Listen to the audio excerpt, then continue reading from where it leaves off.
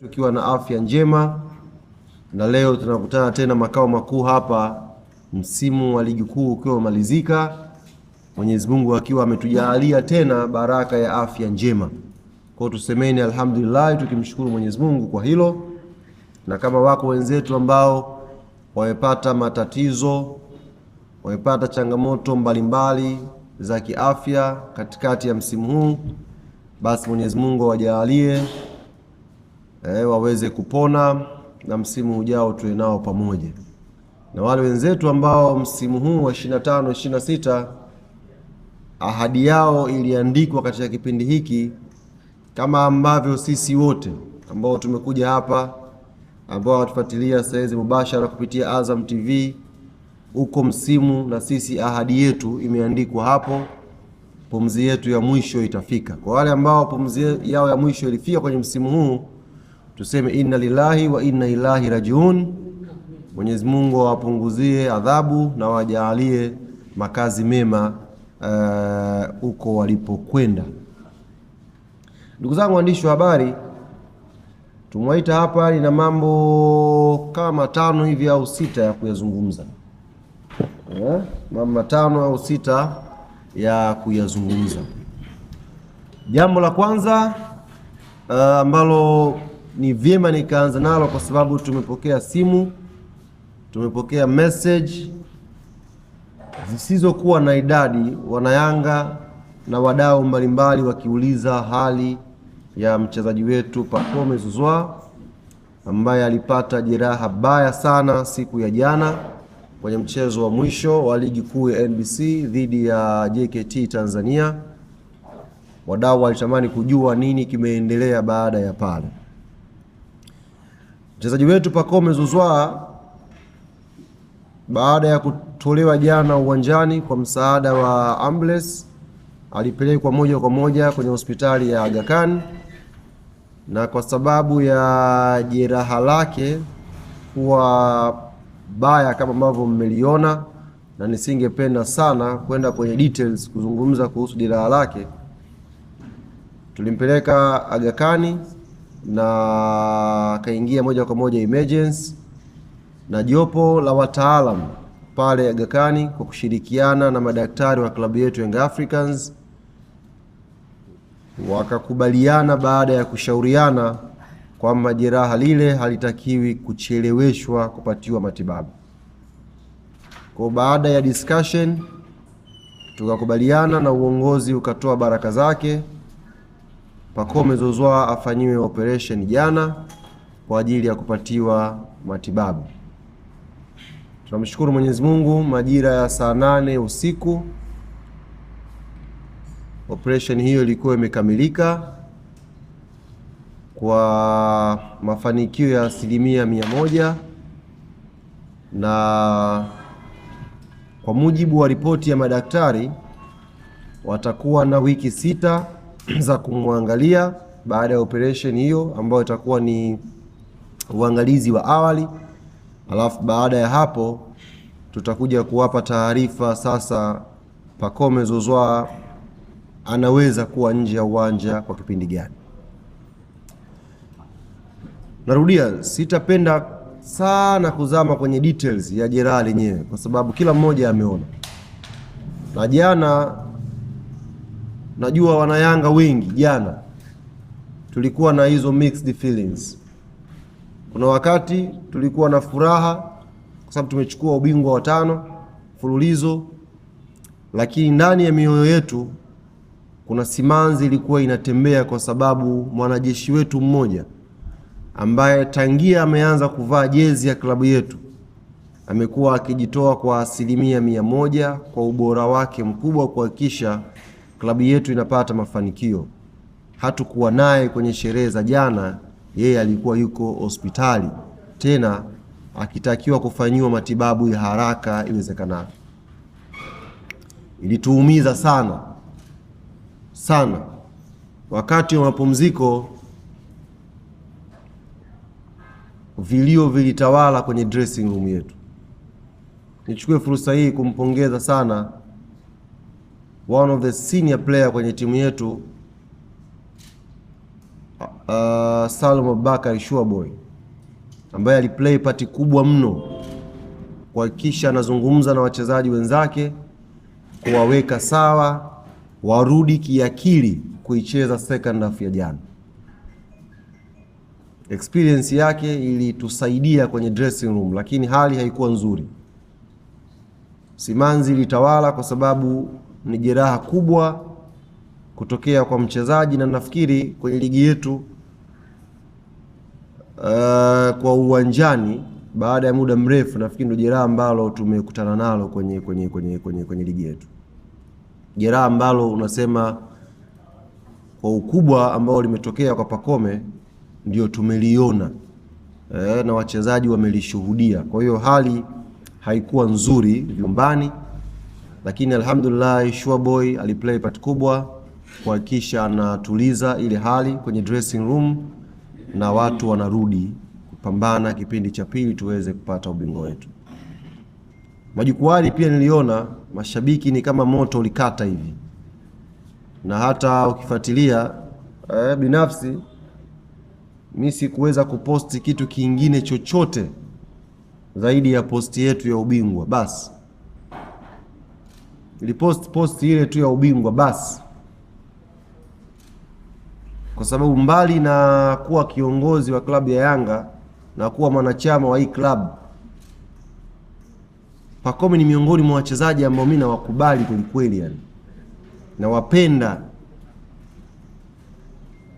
Ni aina fulani wachezaji ambaye namhusudu wanapokuwa uwanjani, alafu ni rafiki yangu pia wa karibu. Ni mtu ambaye timu ilipowasili uwanjani akaniangalia usoni akaniambia, leo kama una mashaka hivi, lakini usijali, tutakupambania hapa upate medali yako ya 5 leo, ufurahia hapa.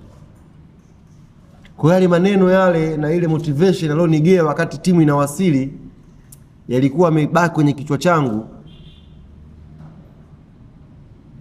Machela yanatoka hivi, daktari pale nikana muuliza, na wengine kama wakawa wanatuficha viongozi exactly kutuambia nini kimetokea pale, mpaka daktari aje atuambie baadaye.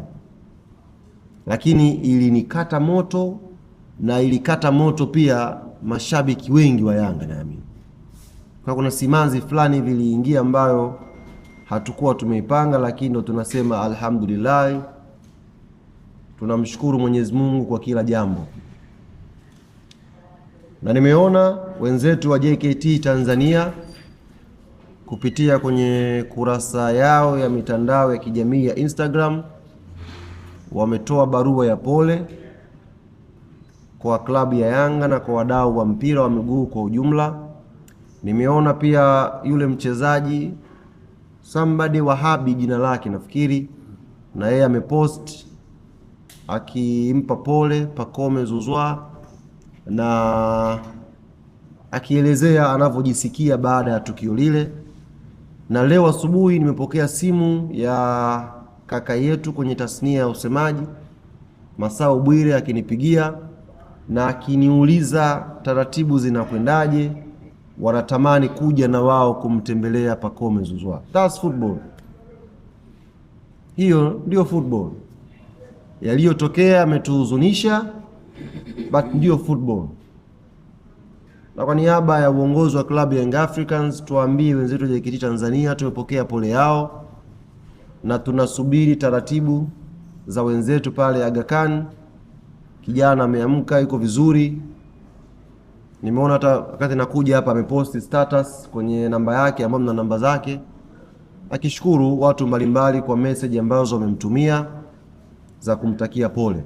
Kwa hiyo JKT tutawajibu, na kama wako wadau wengine wangetamani kwenda kumtembelea Pacome Zouzoua, haliko kwenye himaya yetu, lipo kwenye himaya ya hospitali, tutafata utaratibu kadri ambavyo tutaelekezwa na wataalamu wetu pale Aga Khan.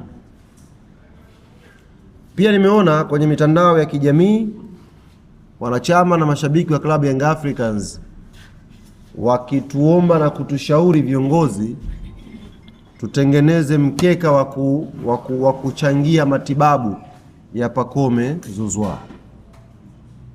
Ni jambo zuri, ni wazo zuri wamewaza, lakini nichukue fursa hii kuwaambia wanachama na mashabiki wa klabu yetu ya Yanga, matibabu ya Pacome Zouzoua 100% yamegharamiwa na uongozi wa klabu hii. Kwa hiyo tunashukuru kwa moyo wao wa upendo walioonyesha kutamani kushiriki kwenye matibabu ya mchezaji huyu, lakini uongozi umechukua jukumu hilo kwa 100% na tayari kijana yule ameanza kufanyiwa matibabu. Kwa hiyo kama una namba ya Pacome, una DM, unaweza kumtumia message ya pole na atasoma, lakini taratibu za malipo uongozi wa klabu Young Africans umeugharamia kwa 100%. Kwa nikasema nianze na hili kwa sababu limeulizwa sana na lilikuwa linahitaji kutolewa taarifa kwa sababu watu wengi walikuwa wameguswa nalo. Kwa hiyo tuchukue fursa hii kwa pamoja, tumtakie profesa wa mpira Pacome Zouzoua, Mwenyezi Mungu ampe uponyaji wa haraka, aweze kurudi kuendelea na majukumu yake. Wako wapuuzi wachache, na nitakuwa mtu wa ajabu nisipolisema hili. Wako wapuuzi wachache jana, wakati Profesa Pacome Zouzoua anakaribia kuingia kwenye chumba cha upasuaji, kuna watu kwenye moja ya redio wakawa wanajadili eti hatima ya mkataba wa Pacome. Pacome anajiandaa kuingia kwenye chumba cha upasuaji, yuko mtu akaanzisha mjadala kwenye moja ya redio, anasema Yanga itakuwa ngumu sana kumvumilia huyu. Ni vitu vya hovyo, vitu vya kipuuzi kabisa ambavyo viliendeshwa na baadhi ya wenzetu kwenye tasnia. Pacome bado ni mchezaji wa Young Africans na bado kwenye mkataba wake ana mwaka mmoja kuitumikia hii klabu. Ukiachilia mbali mambo ya kimkataba, klabu yetu Young Africans tumekuwa na kipaumbele kwenye kujali afya za wachezaji wetu. Hicho ni kipaumbele namba 1 cha viongozi wetu. Amepata majeraha mchezaji Kwasi Atola yao hapa, na akiwa kwenye majeraha yake tulimpa mkataba mpya ili tuweze kumtibu. Akiwa kwenye majeraha tulimpa extension ya mkataba ili tuweze kumtibu, kwa sababu ni familia yetu. Aliumia mchezaji hapa Yakuba Soni, tulimtibia mpaka akapona akiwa na mkataba wetu, na tulimuongeza mkataba akiwa yupo kitandani. Sasa sijui agenda behind. Mwenzako anakwenda kwenye chumba cha upasuaji, agenda behind una push kwamba Yanga waachane naye. Vitu vinatia simanzi sana hivi. Nikataka niliweke sawa hili kwa wenzangu ambao ni waandishi wa habari, angalau tu tunaangalia basi timing ya hizo story.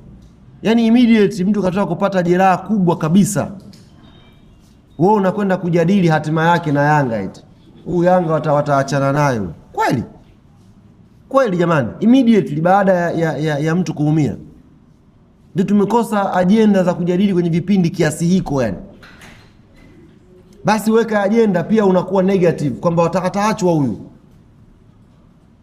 Mifano unayo kibao ambayo klabu hii imeshiriki kwenye matibabu ya wachezaji.